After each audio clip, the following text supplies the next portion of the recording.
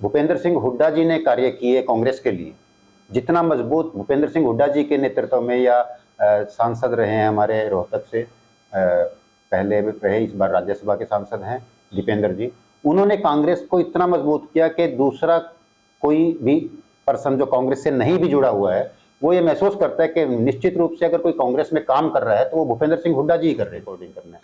अगर कोई भी अपने आप को ये कहे कि मैं कांग्रेस से ऊपर हूं, that is wrong as I think.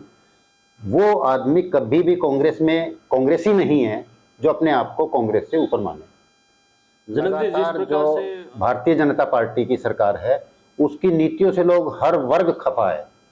कर्मचारी ले लो, छोटा व्यापारी ले लो, दुकानदार ले लो, या रेडी खोमचे वाले ले लो, सरकारी कर्मचारी ले लो, प्राइवेट कर्मचारी ले लो, आम जनमानस के दिमाग में आज ये है कि महंगाई इस कदर बढ़ गई है, पढ़े लिखे युवाओं को रोजगार नहीं मिल रहा है। उन सब मुद्दों को अगर देखें वो सरकार के पक्ष के होते हैं कि सरकार कैसे उनको डील कर रही है। भारतीय जनता पार्टी ने ना बेरोजगारी से कभी लड़ने की बात की, ना किसी डेवलपमेंट की बात की, और कांग्रेस ने हमेशा लोगों के हित की बात की। देखिए, सांसद हैं, हमारी महिला सांसद हैं सुनीता दुग्गल जी, सिरसा में सांसद के रूप में उन्होंने कोई डेवलपमेंट के कोई कार्यक्रम किए हो तो बताओ, आप भी जर्नलिस्ट हैं। क्योंकि देखिए, जनता वोट देती है तो एक आशा के साथ देती है कि हमारे इलाके का एक विकास होगा। आज सिरसा कॉटन बेल्ट है, आपको भी जानकारी है, वहाँ क्यों नहीं कोई गवर्नमेंट की तरफ से ऐसा कारखाना लगाया जाता है, ऐसी इंडस्ट्री लगाई जाती है जो कॉटन के जितने भी प्रोड्यूसर हैं, जो किसान हैं, उनके लिए एक फायदे की बात हो जाए और युवाओं के लिए रोजगार बनेगा। क्यों नहीं ऐसा काम करते? क्यों वो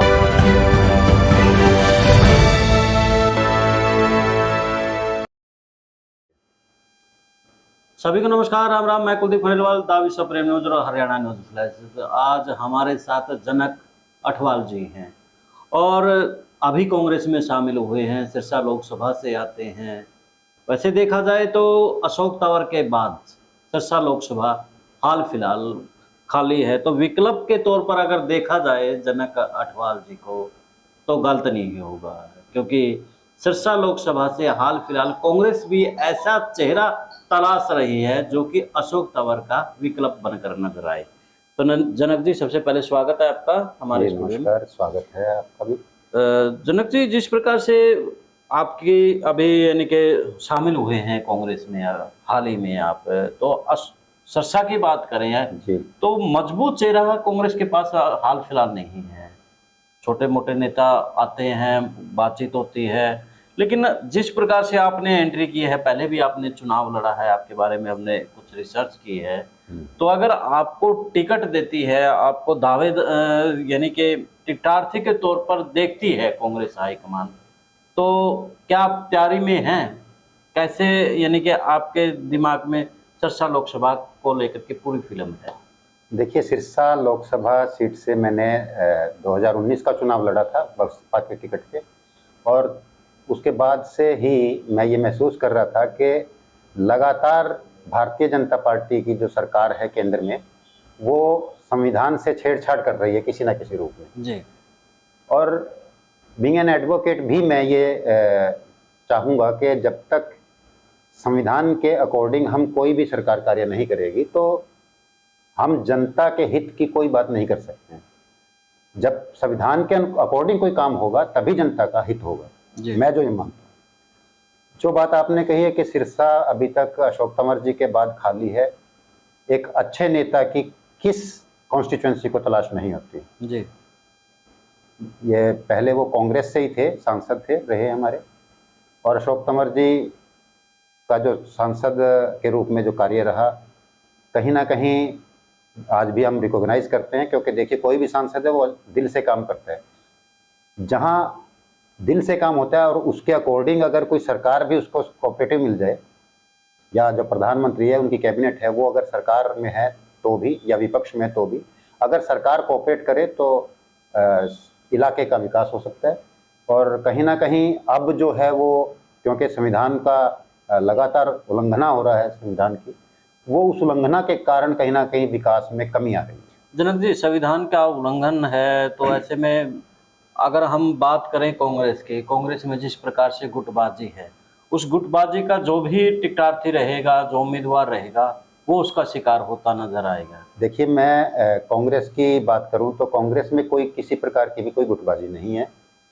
आज जो काम करेगा कांग्रेस में, निश्चित रूप से उसका एक अपने आप ही दिखाई दे जाएगा, क्योंकि काम बोलेगा। आज प्रदेश भर में, और ये मान के चलो कि पिछले 10 सालों में जो भूपेंद्र सिंह हुड्डा जी ने कार्य किए कांग्रेस के लिए, जितना मजबूत भूपेंद्र सिंह हुड्डा जी के नेतृत्व में, या सांसद रहे हैं हमारे रोहतक से, पहले भी रहे, इस बार राज्यसभा के सांसद हैं दीपेंद्र जी, उन्होंने कांग्रेस को इतना मजबूत किया कि दूसरा कोई भी पर्सन जो कांग्रेस से नहीं भी जुड़ा हुआ है, वो ये महसूस करता है कि निश्चित रूप से अगर कोई कांग्रेस में काम कर रहा है तो वो भूपेंद्र सिंह हुड्डा जी ही कर रहे हैं। जनक जी, जिस प्रकार से एसआर के ग्रुप आपने सुन लिया होगा, और क्योंकि हाल फिलहाल बेशक से आप कांग्रेस में शामिल हुए हैं, लेकिन पत्रकार भी रहे हैं, पहले आपने चुनाव भी लड़ा है, तो भूपेंद्र सिंह हुड्डा आपकी पैरवी करते हैं, एसआर के ग्रुप आपके खिलाफ खड़ा होता है, तो ऐसी परिस्थितियों में आती है तो कैसे देखते हैं उन परिस्थितियों को आप? नहीं, मेरा ये मानना है कि कांग्रेस में किसी प्रकार का कोई ग्रुपिज्म नहीं है। एसआर के कहें या एसकेआर कहें, कोई भी ग्रुप ऐसा नहीं है आज, क्योंकि प्रदेश में आज के डेट में जो कमान हाईकमान ने दे रखी है प्रदेश के लिए, वो उदय भान जी को दे रखी है, भूपेंद्र सिंह हुड्डा जी को दे रखी है। जो भी कांग्रेस का एक सिपाही, चाहे वो भूपेंद्र सिंह हुड्डा है, वो एक हमारे प्रमुख सिपाही हैं, कार्य उन्होंने जनता के हित के लिए करना है, कांग्रेस पार्टी की जो नीतियां हैं उसके अकॉर्डिंग करना है। अगर कोई भी अपने आप को ये कहे कि मैं कांग्रेस से ऊपर हूं, that is wrong, as I think. वो आदमी कभी भी कांग्रेस में कांग्रेसी नहीं है जो अपने आप को कांग्रेस से ऊपर माने। जनक जी, जिस प्रकार से आपने राजनीतिक सफर तय किया है, सिरसा लोकसभा को लेकर के आपका दिमाग में आपका यानी कि एक मैप तो तैयार होगा कि हम सिरसा लोकसभा के लिए ये चीज़ करने वाले हैं, तो क्या कुछ आइडिया, क्या कुछ चीज़ें हैं दिमाग में? बड़े स्पष्ट शब्दों में कहूं, मैंने अभी कांग्रेस को ज्वाइन किया है। कांग्रेस को ज्वाइन किया, लेकिन राजनीतिक सफर तो आपका चलता आ रहा है। पार्टी का जो भी निर्देश होगा मैं उस पर खरा उतरूंगा। अगर मुझे कहेंगे कि आप लड़िए तो मैं लड़ूंगा, और अगर किसी और कैंडिडेट को कहेंगे कि जो मेरे से सीनियर है, क्योंकि मेरा दावा नहीं है, मेरे से सीनियर बहुत कैंडिडेट हो सकते हैं, कांग्रेस के पास हैं भी अच्छे नेता हैं, बट अगर कांग्रेस मुझे कहेगी, पार्टी हाईकमान मुझे कहेंगे, भूपेंद्र सिंह हुड्डा जी मुझे कहेंगे, तो निश्चित रूप से उनकी आशाओं पे खरा उतरेंगे। जो आपने रोड मैप की बात की, वो तो हम एक कांग्रेसी वर्कर होने के नाते भी करेंगे काम, जनता के हित के लिए करेंगे, कांग्रेस को मजबूत करने के लिए काम करेंगे। जी, सिरसा लोकसभा की बात करें तो सिरसा इनेलो का भी गढ़ कहा जाता है। हाल फिलहाल इंडिया के गठबंधन में उस तरह से भूमिका फिलहाल नहीं है, तो कहीं ना कहीं यानी कि जो आप अगर टक्कर की बात करें, बीजेपी से बेशक से है, लेकिन कहीं ना कहीं जो इनेलो से भी एक टक्कर रहती है, तो उन कैसे देखते हैं उन समीकरणों को आप? देखिए, जो समीकरण आज के दिन पूरे देश में जो समीकरण बदलाव की दृष्टि से देखें, बदलाव आ रहा है समीकरणों में।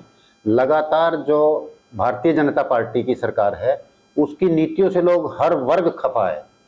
कर्मचारी ले लो, छोटा व्यापारी ले लो, दुकानदार ले लो, या रेडी खोमचे वाले ले लो, सरकारी कर्मचारी ले लो, प्राइवेट कर्मचारी ले लो, आम जनमानस के दिमाग में आज ये है कि महंगाई इस कदर बढ़ गई है, पढ़े लिखे युवाओं को रोजगार नहीं मिल रहा है। उन सब मुद्दों को अगर देखें, वो सरकार के पक्ष के होते हैं कि सरकार कैसे उनको डील कर रही है। भारतीय जनता पार्टी ने ना बेरोजगारी से कभी लड़ने की बात की, ना किसी डेवलपमेंट की बात की, और कांग्रेस ने हमेशा लोगों के हित की बात की है। तो उस पॉइंट ऑफ व्यू से पूरे देश में आज इतना जबरदस्त बदलाव आ रहा है कि सभी कांग्रेस की तरफ देख रहे हैं। जहां तक इंडिया की बात है, इंडिया में जब इकट्ठा हो जाएगा तो विपक्ष समूचा इकट्ठा होगा, और वो भारतीय जनता पार्टी की जो जन विरोधी नीतियां हैं उसके खिलाफ ये सारा विपक्ष इकट्ठा हो रहा है। तो जिस बदलाव की आप बात कर रहे हैं, विधान अभी सत्र संसद में आने वाला है, तो उसको आप कैसे देखते हैं? क्योंकि परिवर्तन की बात हर जगह हो रही है कि अब की बार कुछ ना कुछ होगा, तो ये सत्र किस लिए महत्वपूर्ण देख रही है भाजपा भी? देखिए, मैं अभी 18 से 25 सितंबर को ही विशेष सेशन बुलाया गया है पार्लियामेंट का, और मैं ये समझता हूँ कि इसकी जरूरत ही क्यों पड़ी। अभी 20 दिन भी नहीं हुए हैं, पार्लियामेंट का सेशन जो था, मॉनसून सत्र, वो खत्म हुआ है, और करीब करीब आप 20 दिन पहले की अगर सिचुएशन देखें तो बार बार विपक्ष जो है वो मांग कर रहा था कि मोदी जी आए। विभिन्न मुद्दे हैं, जो चाहे वो उसमें मणिपुर में महिलाओं के साथ जो यौन उत्पीड़न की घटनाएं घटी है, या जो रिलीजन के ऊपर कटाक्ष किए गए, उनके मस्जिद या वो थे चर्च थे वो तोड़ दिए गए, या दो गुटों में जो कुकीज और जो मोतों की आपसी संघर्ष था, उसको किसी ना किसी रूप में वो रंग दिया गया जो भारतीय जनता पार्टी का एक आम जनमानस के दिमाग में एक बना हुआ है खाका कि वो हमेशा रिलीजन के नाम पे लड़वाती है। तो वो चीजें सब जो जनता की मांग थी उसको लेके विपक्ष बार बार ये एक मांग कर रहा था पार्लियामेंट के अंदर कि आप आइए प्रधानमंत्री जी, आप इन मुद्दों पे जवाब दीजिए। लेकिन प्रधानमंत्री ने किसी भी सूरत में विपक्ष की ना मानते हुए अपनी मन की बात मानी और ये कहा कि मैं नहीं जाऊंगा, तो नहीं गए। एक बार भी आज तक की डेट में मैं ये कहता हूं कि प्रधानमंत्री जी ने, अब महिला विधेयक का लाने की बात हो रही है, चर्चा है कि महिला विधेयक को रिजर्वेशन का जो महिलाओं के लिए है वो विधेयक लाएंगे। महिलाओं के हित की बात कर रही है, इसका मतलब वो ये दिखावा कर रही है कि मैं महिलाओं के हित की बात कर रही है भारतीय जनता पार्टी। परंतु अगर वास्तव में महिलाओं के हित की बात करनी थी तो मणिपुर में जो महिलाओं के साथ हुआ उस पे क्यों नहीं मोदी जी ने अपने स्पष्टीकरण दिया, क्यों नहीं जनता को बताया, क्यों नहीं देश को बताया कि मैं ये एक्शन लेने जा रहा हूं उन लोगों के खिलाफ जिन्होंने महिलाओं की आबरू के साथ खिलवाड़ किया। तो ऑटोमेटिकली लोगों के दिमाग में ये बात आती कि हाँ, मोदी जो है वो महिलाओं के हित की बात कर रहे हैं। लेकिन मोदी जी पार्लियामेंट में आए भी नहीं, ना कोई बात कही, उल्टा एक मजाक के रूप में कह दिया कि मणिपुर में सब कुछ सही हो रहा है।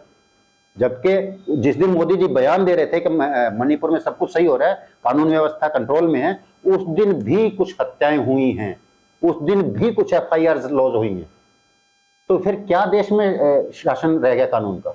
मणिपुर के अलावा अगर हम बात करें, उन्नाव की घटना है, हाथरस की घटनाएं, तमाम ऐसी घटनाएं हैं जी, जी, जी। जिनके यानी कि महिलाओं को देख करके अत्याचारों को रूह कांप जाती है कि देश में हो क्या रहा है। तो ऐसे में महिला विधेयक और ये जो घटनाक्रम है, तो लगता है आपका कि जिस प्रकार से महिलाओं को वोट खींचने के लिए सब यानी कि 33% का खींच पाएगी बीजेपी, इस मामले में कामयाब हो पाएगी? देखिए, जो जनता है वो सब कुछ समझती है। भारतीय जनता पार्टी का कोई भी ऐसा झांसा, ऐसा जो वो दिखावा कर रही है कि मैं महिलाओं के हित में हूं, वास्तव में महिलाओं के हित में नहीं है।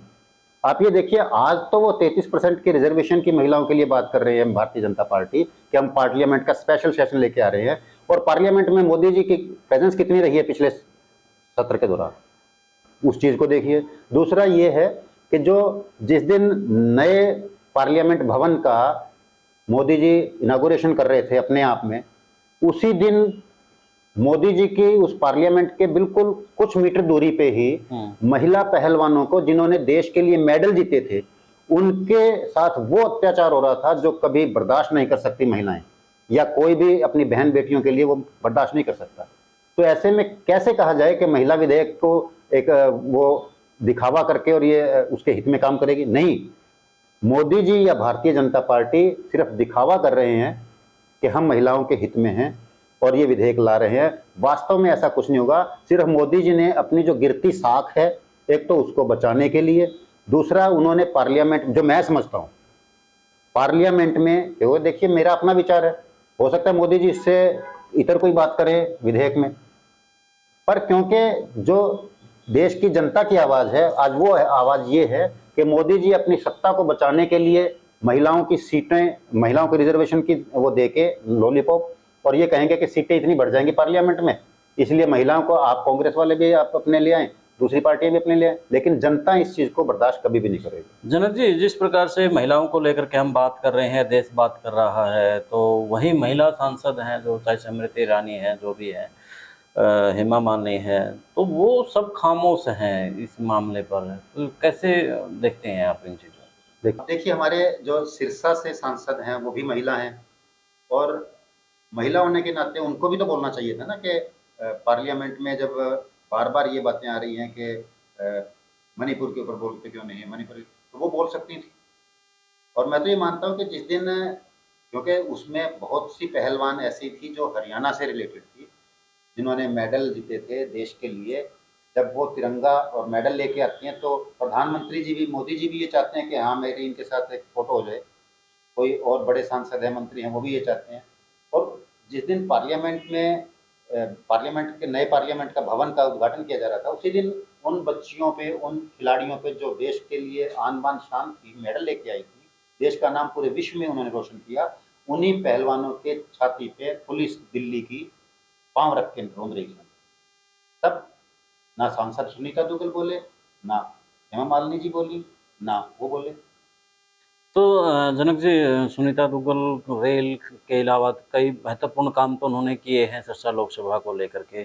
खैर अब तक जितने सांसद रहे हैं, आप किसके कार्यकाल को बेहतर मानते हैं? देखिए, मैं एक चीज़ मानता हूँ, जो मेरी सोच है उसके अनुसार ये है कि जब भी कोई सांसद बनता है नया, तो उससे कुछ बदलाव की उम्मीद रखती है जनता वहाँ की। और क्योंकि इस पिछले 10 साल के टर्म में बेरोज़गारी हरियाणा में बहुत चरम पे है। हुँ, अच्छे खासे पढ़े लिखे लोग भी खाली घूम रहे हैं। और जब कहावत भी है और एक यूनिवर्सल ट्रुथ भी है कि जिस देश का या जिस स्टेट का युवा बेरोज़गार होगा, तो वो देश कहीं न कहीं डिस्ट्रॉय की तरफ बढ़ता है, वो कहीं न कहीं अपराध की तरफ बढ़ता है, उसमें अपराध क्राइम बढ़ जाएगा। या वो जो युवा हैं वो अहित सोचते हैं फिर कि यार किसी भी तरीके से मेरा जीवन यापन मैं कैसे करूँ? और उनको फिर ये लगता है कि या नशे में जाएँगे या वो अपने आप को ख़त्म करेंगे, उनका कैलिबर जो है वो ख़त्म हो जाएगा। देखिए, समय पर जब जैसे ही डिग्री लेके एक युवा बाहर आता है, तो उसको ये होता है कि मैं आज एक वेल क्वालिफ़ाइड हो गया, मुझे डिग्री मिल गई है, मैं अब अच्छा रोज़गार करूँ। और उसको रोज़गार के मौके ही ना मिलें, तो फिर वो कहाँ जाएगा? फ्रस्ट्रेशन आएगी उसके दिमाग में। हुँ। तो युवाओं के रोज़गार के लिए भी मैं मानता हूँ कि सरकार को काम करना चाहिए। और जो नया सांसद कोई भी बनता है किसी भी इलाके का, तो उस ज्यूरिसडिक्शन में उसको डेवलपमेंट के ऐसे काम करवाने चाहिए जिसमें हर तरह के, हर वर्ग के लोगों के साथ न्याय हो, युवाओं को भी रोज़गार मिले, व्यापारियों को भी कुछ राहत मिले, जो इंस्पेक्टरी राज है उस पे भी कुछ अंकुश लगे। जी। इस तरीके से कोई काम करे तो वो ज़्यादा बेटर है, जो मुझे नहीं लगता कि अब तक किसी भी सांसद ने किया। एक हमारे यहाँ फ़तेहाबाद इलाका है, सिरसा पार्लियामेंट की मैं बात करूँ, फ़तेहाबाद में अब तक हर सांसद ने ये कह के अपना इलेक्शन का वोट बैंक बढ़ाया कि मैं इस बार मुझे जिता दो, मैं रेल लेके आऊँगा फ़तेहाबाद। हुँ। अब तक रेल का रेल नहीं है अब ट्रैक है तक। ही नहीं। बिल्कुल। जबकि एक डिस्ट्रिक्ट है ऐसा, जहाँ मेरे ख्याल से हरियाणा का हर डिस्ट्रिक्ट हेडक्वार्टर ऐसा है जो रेल से जुड़ा हुआ है। लेकिन फ़तेहाबाद एक ऐसा मात्र एक ऐसा ज़िला है हरियाणा का जिसमें रेल नहीं है। जबकि उससे रेल से आप देखिए व्यापार में भी वृद्धि होगी, लोगों को रोज़गार भी मिलेगा। तो ये सब चीज़ें हैं जो किसी भी सांसद ने आज नहीं जनक की। जी, अगर खुदा करे, परमात्मा करे आपको टिकट मिल जाए, तो आपके भी घोषणा पत्र में ये चीज़ रहेगी, तो आप भी इस फ़तेहाबाद को रेल की पटड़ी लेके आएँगे या सिर्फ़ पहले वालों की तरह इस तरह रखे हुए मैंने हैं? जब हमारी बातचीत शुरू हुई थी तब भी आपने कहा था, मैं अब फिर दोबारा मैंने दोहरा रहा हूँ, परमात्मा से ये कहा है मैं कि दावा टिकट मिल नहीं जाए। करता, मैं एक पार्टी का छोटा-सा सिपाही हूँ, अभी मैं कांग्रेस पार्टी में मैंने जन्म लिया है। अशोक तंवर भी पहली बार आए थे। वो एक ये एनएसयूआई के नेता रहे थे। मैं छात्र जीवन में मैंने भी पॉलिटिक्स की थी, उसके बाद मैं जर्नलिज़्म में रहा। मैंने जर्नलिज़्म के हिसाब से जो सेवा की, फिर आप डॉक्टर सुशील इंदौरा एकदम से टिकट लेकर के आए थे। वो देखिए हज का में तुरंत जुड़े और तुरंत वो टिकट लेकर के आए। ऐसा एक्सीडेंटल आपके साथ भी हो सकता है। अगर देखो मुझे जो भी ज़िम्मेदारी मिलेगी, मेरे अंदर जितनी भी कैपेबिलिटी है, हुँ। हाँ, एक बार मुझे मौका मिलेगा तो मैं ज़रूर ये काम करूँगा कि उसके बाद एक ही बार इलेक्शन लड़ूँगा और एक ही बार अगर पब्लिक ने मुझे जिता दिया, उसके बाद मैं कभी टिकट नहीं माँगूँगा, मैं पब्लिक की सेवा करूँगा बिना किसी टिकट के, बिना किसी एमपी या एमएलए के पद के। धन्यवाद जनक जी। तो जनक जी ने बड़े सीधे तौर पर बता दिया कि अगर टिकट मिलती है तो वो फ़तेहाबाद के लिए जो सौगात की वर्षों से बात हो रही थी, वो भी पूरी करेंगे। ख़ैर इसके साथ में जो देश के अंदर राजनीतिक न की जो परिवर्तन की बात हो रही है, चाहे महिला आरक्षण की बात हो रही है या फिर विशेष सत्र को लेकर के बात हो रही है, जनक जी ने बड़े सीधे लफ्ज़ों में सवालों के जवाब दिए हैं। अब मिलते हैं एक नए वीडियो में। धन्यवाद आपका जनक जी। जी, धन्यवाद। और अब मुझे दें इजाज़त। जिंदाबाद।